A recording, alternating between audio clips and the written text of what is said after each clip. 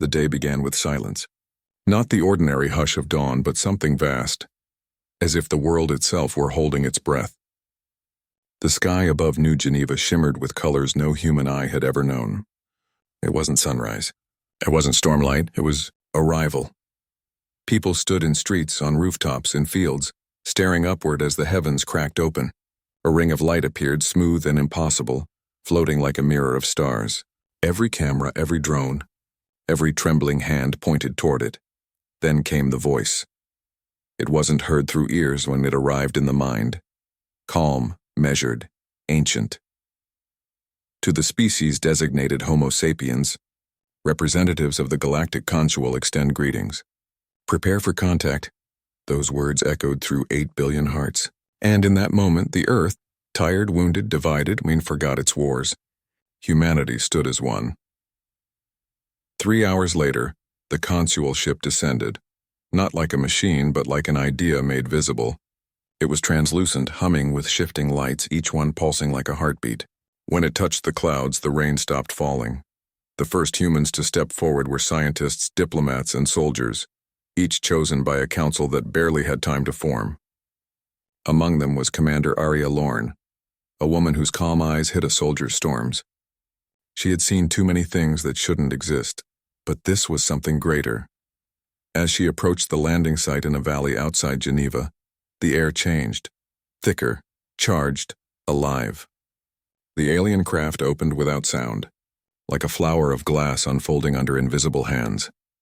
From its core stepped beings that seemed woven of light and shape, neither solid nor smoke, neither terrifying nor gentle. They stood taller than humans, cloaked in luminescent veils that shimmered with slow grace. The lead figure spoke, not through sound, but again within every mind present. We are the Consual. We come in peace, but not in equality.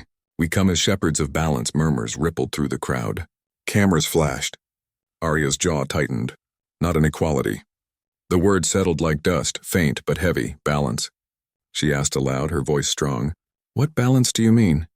The being's light flickered, almost in amusement. The balance of civilizations. The Consual ensures that young species do not harm the order of the galaxy. You have grown quickly. Too quickly. You may not be ready. Around her, scientists scribbled notes. Generals frowned. Politicians whispered through comlinks. But Aria didn't blink. Are you saying we're a threat? Potentially. There was no malice in the word, only certainty. You have split the atom, yet cannot unite your own kind. You reach toward the stars with hands still stained by conflict. You seek contact, but not wisdom. We are here to observe, and to correct if necessary. Aria's heart thudded once, loud in her chest. Humanity had dreamed of first contact for centuries, of unity, wonder, and exchange. Instead, they were being judged. The Consual turned, lifting a hand that wasn't quite a hand. A shimmer spread across the air, holographic constellations unfolding like a map. We offer guidance. Your world will enter an observation phase. You will not expand beyond your moon until we deem you stable. Resistance will be unwise. The translation of that final word struck differently. Cold. Final. Aria's throat tightened. Every instinct in her body, the soldier, the survivor, screamed against it. But she only said, "We'll need time to discuss." "Time is granted," said the being, inclining its luminous head. "Your leaders will be summoned. The Consual will listen." The air rippled again, and the beings turned back toward their vessel. The ship rose slowly, vanishing into the halo it had come from. For a long while, no one spoke. The world watched through billions of screens as Aria stood alone in that field, her boots planted in the soil of Earth, her eyes fixed on the place where the light had faded. Behind her, a technician whispered, voice shaking, "Commander, what do we do now?" Aria turned, her gaze steady, her tone a whisper of steel. "Now," she said, "we remember who we are, and somewhere deep in the human spirit, something ancient stirred, something that no alien council had ever measured. Defiance. In the weeks that followed the arrival, Earth became a planet of whispers. The Consual had not returned physically, but their presence was everywhere, in the skies, in the signals, in the way governments spoke too carefully and scientists slept too little. They had left behind an orb, a sphere of light hovering above Geneva, endlessly rotating, pulsing with unreadable rhythm. It was said to be a relay of observation, but to most, it felt like an eye.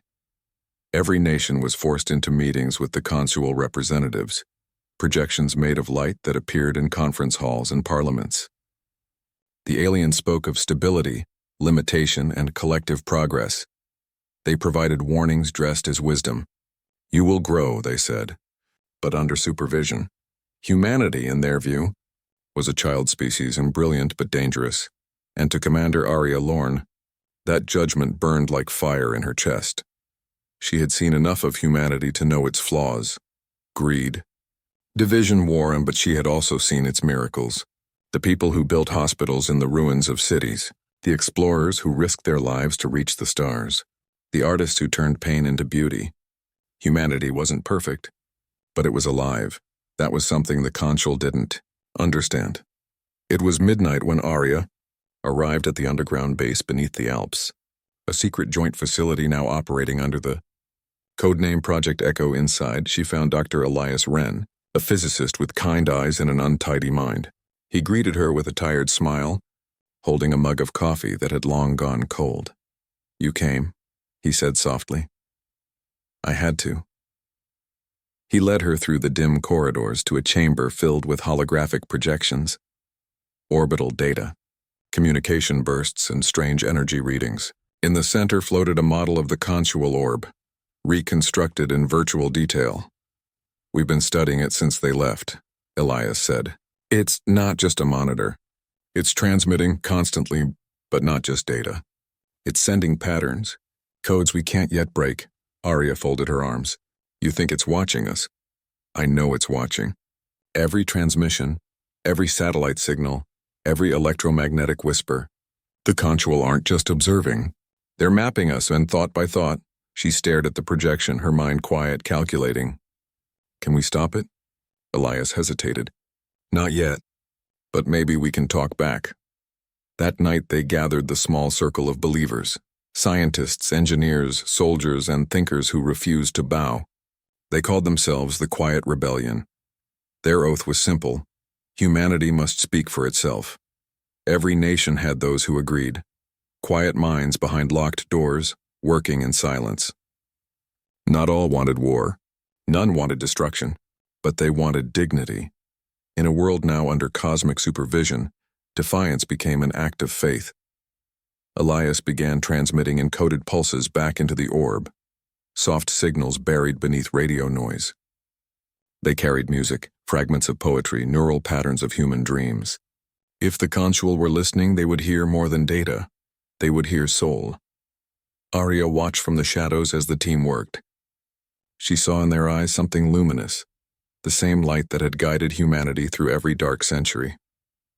"We're not children," she whispered. "We're the storm that learns to sing," but the consual noticed. 3 days later, the skies above Geneva shimmered again. The orb's light grew brighter, pulsing in sharp rhythmic waves. The entire world felt it. Televisions flickered, compasses spun, and in every human mind there was a faint echo. Unauthorized transmissions detected. "Cease interference." The message was calm, but beneath the calm was warning. Governments panicked. Some demanded the Quiet Rebellion be stopped. Others denied its existence. But Aria knew they would never stop. In a small chamber beneath mountains of stone, she stood before her people. "They think control keeps us safe," she said. "But control kills what makes us human. We won't attack them. We'll remind them what freedom sounds like." Elias raised a brow. "And if they don't listen?" Aria smiled, not with pride, but with resolve. "Then we'll teach them to hear it anyway." The team resumed their transmissions, sending songs from every culture, stories from every language, a pulse of unity beating against the stars. And somewhere in the silence of the galaxy, something began to shift, for the first time. The consual did not respond, they only listened. For 3 months, Earth held its breath. The consual orb hung motionless above Geneva, casting pale light across the world's nights. Its hum was constant, like a quiet heartbeat in the sky. Yet the Quiet Rebellion continued, sending their transmissions, beneath the surface of the consul's awareness, or so they hoped. Every day more people joined them, Musicians offered melodies. Teachers contributed children's laughter. Astronomers encrypted coordinates of stars named by human dreams. The signal grew stronger, not a threat, but a declaration. Humanity would not be measured by fear. Then one morning the silence broke. Without warning, every device on Earth, every screen, every speaker, every radio, lit with the same image. A sky of light, endless and calm. The voice of the Consual filled the world. To the species Homo sapiens, your persistence is noted, your defiance measured. Billions watched, frozen. You seek to express what you call freedom. You transmit emotions as if they were arguments. You equate rebellion with identity. This is inefficient, illogical, but the voice paused. Not because it needed to, but because something like thought passed through it. It is unlike anything we have seen. In Geneva, Aria stood among diplomats as the holographic form of the Consual appeared once more. Tall, radiant, its presence both soothing and suffocating. We observe a paradox within your species, it said. Destruction and compassion intertwined. You destroy your world, yet you rebuild it with hands still shaking. You kill, but you mourn. You suffer, but you sing. Aria took a slow step forward. Her voice was steady. You see what we are. But do you understand why? Understanding implies similarity. We do not possess what you call emotion. We maintain order. Order without feeling is emptiness, she said. You call us reckless because we care enough to act. You call it defiance.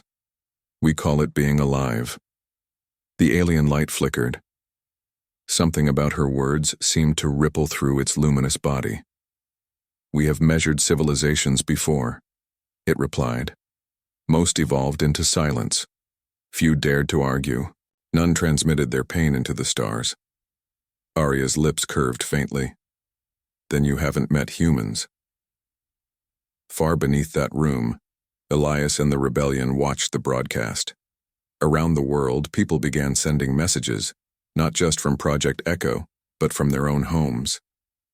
Farmers sent the sounds of their harvests. Children recited poems.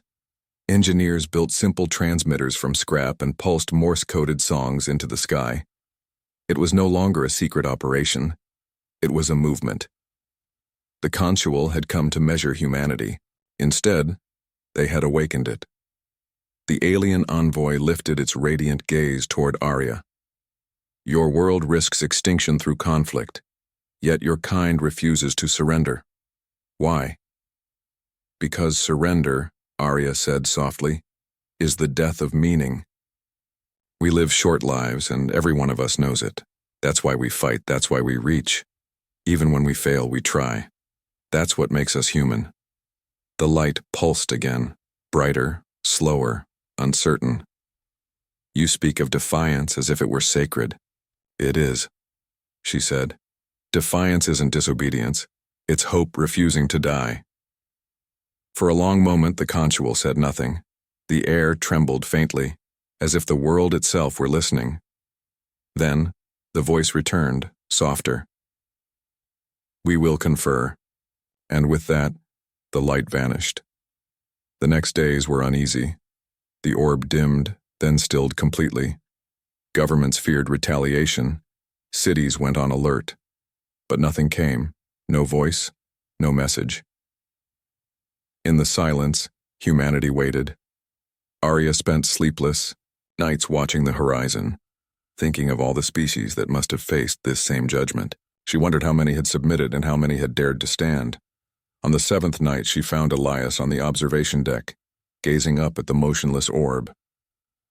They're not gone, he murmured. They're thinking. Aria folded her arms. Then let them think. We've given them something they've never had to calculate. Elias looked at her, a quiet smile forming. A mystery? No, she said. A soul. The wind rose across the mountains, carrying the hum of the orb's fading light. Somewhere beyond the stars, an ancient council deliberated over a new question, one they had never thought to ask before. What if defiance was not a flaw, but the beginning of understanding? And for the first time in all the Consual's history, the stars themselves hesitated to judge. It began with a flicker. A subtle distortion appeared in the night sky, so faint that only astronomers noticed. A few stars near the constellation, Lyra, shimmered, then vanished, as if erased. The Consual orb above Earth pulsed once in warning, then fell dark completely. The following day the Consual returned, but this time their voice was not calm. Humanity. The balance trembles. Your signal has awakened echoes across the lattice. Your defiance resonates beyond measure. Across the world, people looked to the sky, frightened and fascinated. What could defiance awaken among beings who ruled the stars? Aria Lorne stood once again before the Consual envoy in the Assembly Hall of Geneva. The air around it rippled, unstable, light bending like heat. "What do you mean echoes?" she asked. "Your transmissions have reached others. Civilizations in observation, in isolation, in silence. You have broken protocol across the quadrant. They are responding." The alien paused, and for the first time its composure wavered. They remember their own suppression. News spread like wildfire. Across distant sectors of the galaxy, lights appeared. Distress signals, responses, questions. Dozens of civilizations, long silent under Consual guidance, were waking. They had heard the music, the poetry, the pulse of Earth, and they were answering. From the deserts of Mars's colonies to the frozen observatories of Antarctica, scientists listened in awe. Strange harmonics filled deep space receivers, alien languages that sang, not spoke. The cosmos had become a choir of the once muted. Humanity had not just defied, it had ignited. Aria and Elias watched the transmissions unfold from Project Echo's command chamber. "They're communicating through resonance," Elias said, his voice trembling between fear and wonder. "We sent songs. They're sending their own back, layered with frequencies that shouldn't even exist." Aria gazed at the data streaming across the holographic screens. Infinite colors, shifting patterns. "We didn't start a rebellion," she murmured. "We started a memory, but the Consual saw it differently." The following transmission came with a tremor that shook satellites and stilled oceans. "Humanity, you have fractured the lattice of order. You have disrupted equilibrium. Recall your signals or face containment." Aria stood before the Council of Nations, her voice calm amid the storm of panic. "Containment," she repeated. "They mean to silence us." An old diplomat shook his head. "Commander, they're gods to us. We can't fight them."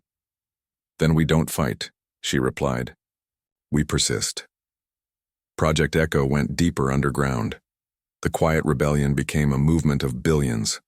Farmers powered transmitters with windmills. Miners carved signal chambers beneath mountains. Astronomers turned telescopes into amplifiers of song. Humanity spoke with one voice, not in command, but in communion. The Consual sent more warnings, but their voices grew less certain, their tone less divine. For every threat, humanity answered not with weapons, but with art. Paintings broadcast as light waves. Literature encoded in magnetic storms. Symphonies woven into solar flares. The message was simple. We are alive. We are aware. We will not be quiet. Then, one night, the sky tore open again, not above Geneva, but across the dark side of the moon. From that rift emerged something immense, not Consual, not human, but other. It was shaped like a sphere of fractured light, a tapestry of energies colliding. The Consual voice returned, strained and distant. "You have summoned them, the dormant collective. They were silenced for refusing the lattice. They remember rebellion. You have awoken their memory."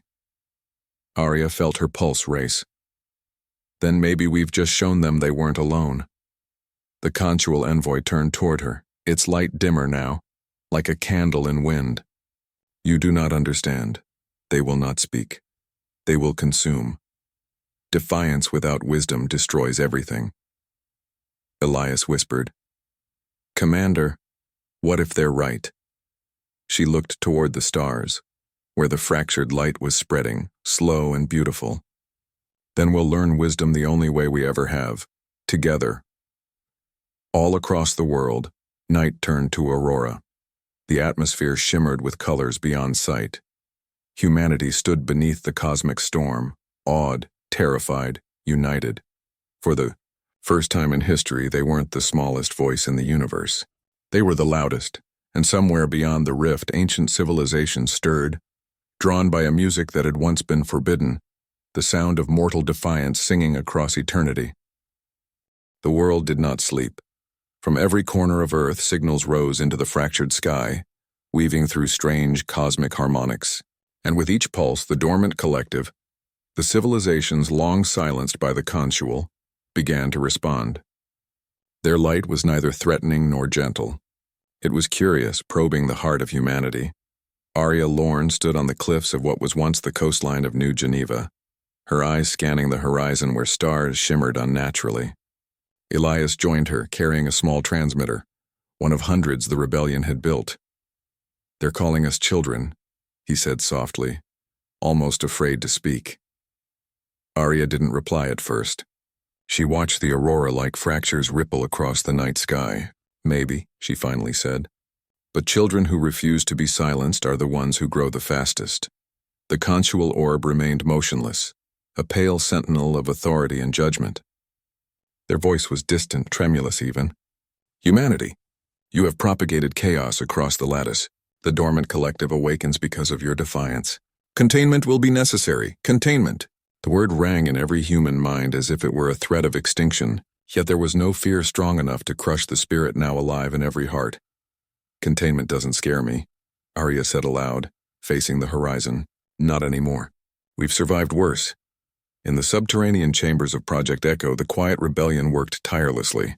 Engineers converted abandoned missile silos into transmission hubs. Biologists encoded genetic sequences into light pulses. Poets wrote verses in waves that stretched from Earth into space. And everywhere, children watched, learning, absorbing, becoming participants in the first cosmic dialogue humanity had ever dared. They called them the Children of the Lattice, not because they were young in age, but because they inherited the network of defiance humanity had woven. Each child's imagination became a beacon, each thought a note of resistance. "We're creating something the Consual will never control," whispered Elias as he monitored a signal. "They may have measured our species, but they haven't measured this." Aria nodded. "Defiance isn't rebellion against rules. It's creation against erasure." The sky shivered again. Waves of light moved faster than any telescope could follow. Aria, Elias, and the children watched as the dormant collective's forms emerged. Abstract, impossible, woven of intersecting energies, shapes beyond comprehension. They didn't speak in words. They sang in pulses, in vibrations that made the soul ache with wonder, and humanity answered. From every school, every laboratory, every city, transmissions pulsed back. Music, color, laughter, memories, stories. Humanity offered its soul unguarded. And for the first time, the Consual wavered. "You do not understand the danger," the alien voice warned, now almost pleading. "They are not to be awakened. They will consume imbalance." "You are reckless." Aria's eyes burned with resolve. "No, we're alive. And we will teach them to hear life, not destroy it." The children of the lattice reached their hands toward the sky, not in prayer, but in signal. Waves of light erupted from Earth in patterns impossible to replicate, intertwining human intent with cosmic resonance. And in that brilliance, the dormant collective paused. They studied, learned, and, in ways that transcended understanding, White smiled. Humanity had not just resisted. Humanity had communicated in defiance. The Consual, for all their power and authority, could only observe. Their words grew fragmented. Homo sapiens? Unpredictable. Impossible. Dangerous. Illuminating. Aria laughed quietly, the sound full of hope and triumph. "Yes, that's exactly what we are." The sky above Earth shimmered with colors that no eye had names for. And for the first time, humanity realized something profound. The universe was not a cage. It was a canvas. Through defiance, they had painted their existence across eternity. And the children of the lattice, those who had inherited the spark, would ensure that no force, Not even the Consual could dim it. Aria turned to Elias. "They came to control us," she said. "But we've become a teacher instead. We've shown what it means to live, not just to obey." Elias smiled, the kind of smile that carries the weight of triumph and fear together. "Then let them watch, and let them learn." For humanity, the age of silence was over, and the age of defiance, radiant, unstoppable, and beautiful, had only just begun. The galaxy itself seemed to hold its breath. The Consual, once absolute arbiters of order, were no longer the unshakable authority they had always been. The dormant collective, awakened by humanity's transmissions, moved across the lattice of civilizations like a ripple through water. And Earth, tiny, fragile, incandescent, stood at the center of it all. In Geneva, the world's leaders met under the hum of the silent consual orb. Aria Lorne and Elias Wren were called to speak before the assembly, not as diplomats but as heralds of something greater. "The Consual have always maintained control," Aria said, her voice steady and clear. "They judged us, measured us, constrained us. But they forgot one thing: life cannot be contained. It cannot be reduced to balance or protocol. Humanity has reminded the galaxy of that truth." The council murmured. Some were afraid. Some were awed. But all listened. Above the earth, the sky pulsed with the presence of the dormant collective. Their forms swirled in impossible geometries, light folding into itself. They were not violent, yet the sheer weight of their existence made the oceans heave and the planet tremble. The Consual spoke again, their voice brittle, almost pleading. "Homo sapiens, your actions threaten the lattice of order. Containment protocols. Escalation imminent." Aria stepped forward. "Containment is what you fear. Not because we are weak, but because we are alive. You are seeing what we can do together, and you have no formula for life itself." The Consual light flickered, their once serene aura now tense and fragmented. For millennia, they had maintained control with precision, with rules, with calculated removal of risk. And now, for the first time, they faced uncertainty. Project Echo had become a cathedral of defiance. Humans from every walk of life had connected, transmitting messages of resilience, courage, and hope to the vastness of space. The children of the lattice, young and brilliant, led streams of synchronized signals that resonated across frequencies the Consual had never measured. The dormant collective responded in kind, not aggression, but recognition. Their light bent, folded, and sang in harmony with human transmissions. A dialogue had begun, one that no single being could dictate. Elias whispered to Aria, awe-stricken, "We're rewriting the rules of existence." With song, Aria nodded, her gaze fixed on the sky. "We're reminding the galaxy that life is not a puzzle to be solved. It is a story to be told." Then came the reckoning. The Consual moved as one, a convergence of light, projection, and authority. Their voice boomed, no longer calm but urgent. "Homo sapiens, you have broken the lattice. You have destabilized civilizations. We demand immediate cessation, or we will enact containment in full." Containment. The word fell like a hammer across Earth. Generals bristled. Scientists froze. Governments faltered. Aria did not. She turned to the world and spoke, her words carrying through screens, radios, and every live connection. "We do not cower," she said. "We do not submit. We do not yield because life itself cannot be measured, weighed, or constrained. We will continue, we will be. And if that challenges the so-called order of the stars, then let the stars learn what living truly means." And the galaxy listened. The dormant collective's light intensified, a shield of cosmic resonance bending around Earth. They did not attack. They did not destroy. They stood. Their presence intertwined with humanity's transmissions, amplifying, protecting, and asserting life against the Consual's authority. The Consual hesitated. Their voice cracked. You are not just defiant. You are luminous, unprecedented, dangerous." "Luminous, yes," Aria said softly, her heart beating fiercely. "Dangerous? Only if ignoring life itself is danger." For the first time, the Consual experienced what humans always knew: the unpredictability of courage, the strength of hope, and the infinite power of a species that refuses to surrender. The planet exhaled. The skies shimmered with uncountable lights, some human, some alien, some ancient and unimaginable. The lattice of control that had bound civilizations for eons had fractured. Humanity had not destroyed the order of the galaxy. Instead, it had redefined it. And as Aria looked at Elias, at the children, at the people who had dared to dream louder than the stars themselves, she whispered, "We are not just alive. We are uncontainable." And in that moment, across the fractured sky, a new harmony began, a melody of defiance, life, and hope that would echo across eternity. The dawn that rose over Earth was unlike any humanity had ever known. The sky shimmered with impossible colors, ribbons of light that danced and folded like silk in a wind no one could feel. The dormant collective lingered beyond the clouds, vast and radiant, their presence no longer threatening but awe-inspiring. Humanity had faced the judgment of gods and emerged unbroken. And yet, for Commander Aria Lorne, the weight of what had happened still pressed against her chest. She stood atop the cliffs of the Swiss Alps, the wind whipping her hair, and watched as the first rays of sunlight fractured into the ethereal glow of the awakened galaxy.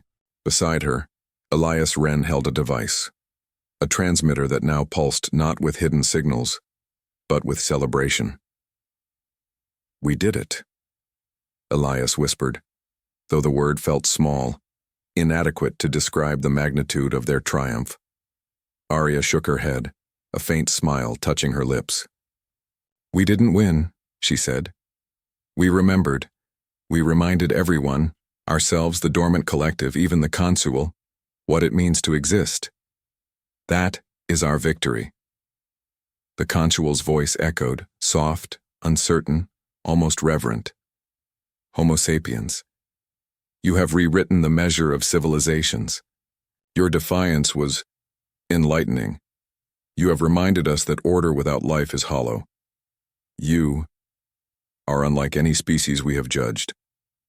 For the first time, the Consual's tone lacked command. There was no threat, no judgment, only reflection. "We will leave your world to its growth. Observation will continue, but not to control. You have taught us something we thought we could never understand." Aria felt a quiet swell in her chest. "Then let that be the lesson," she said.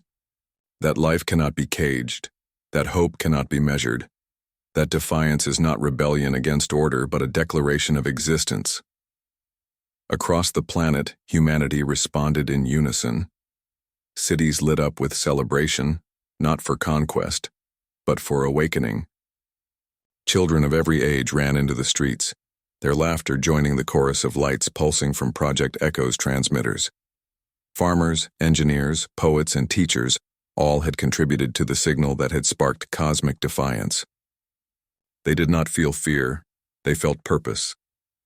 Aria watched the children of the lattice, young minds who had inherited the resonance of hope, reaching toward the stars. They were human, but something more, carriers of a spirit that no authority, no god, could suppress. "They'll remember us," whispered Elias. Aria nodded. "Not for what we built, but for why we lived. That is immortality." In the depths of space, the dormant collective slowly retreated, leaving the galaxy in balance not of order, but of respect. They had learned to recognize the spark that made life unpredictable and beautiful. The Consual, humbled and contemplative, receded to the shadows of observation. They had judged, and they had learned. And humanity, standing on a small blue planet, gazed outward with a new understanding. They were no longer merely observers of the stars. They were participants in the unfolding story of the universe. Aria looked at Elias and the assembly of humanity around her. "We've done more than survive," she said. "We've become a voice, and voices once heard can never be silenced." The wind carried her words across valleys, mountains, and oceans. For the first time in history, humanity did not wait for guidance from the stars. They had shown that defiance, measured in courage, compassion, and creativity, was its own form of wisdom. As the days passed, humanity began reaching outward, cautiously, joyfully, carrying with them the melody of their existence. The stars, once distant and forbidding, now shimmered with invitation. And though challenges would come, chaos, uncertainty, conflict, humanity knew one unshakable truth. They were alive, radiant, and uncontainable. Aria stood once more on the cliffs, the light of earth beneath her and the infinite sky above. "This is only the beginning," she said softly, and somewhere, in the vast tapestry of the galaxy, a new harmony formed, the music of civilizations, awakened by the defiance of a single, indomitable species, humanity. They had met the gods of order. They had sung, and in singing they had changed the stars themselves, and the universe would never be the same.